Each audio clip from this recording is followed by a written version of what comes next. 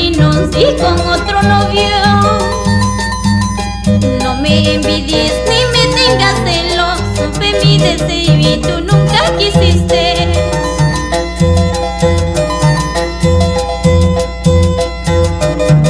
Si alguna vez piensas volver a mí, olvídate, porque lo nuestro ya terminó.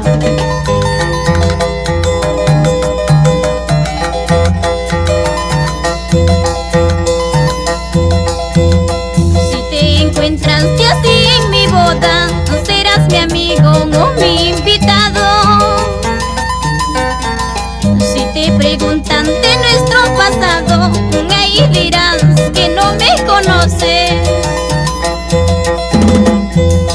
Cuando me vaya a mi luna de miel, regresarás solito a tu casa. Pero en tu mente siempre has de llevarme, porque yo fui tu amor primero.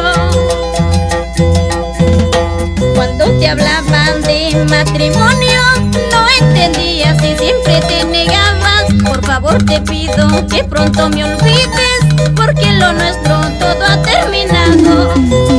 Cuando te hablaban de matrimonio, no entendías y siempre me negabas. Por favor te pido que pronto me olvides, porque lo nuestro todo ha terminado.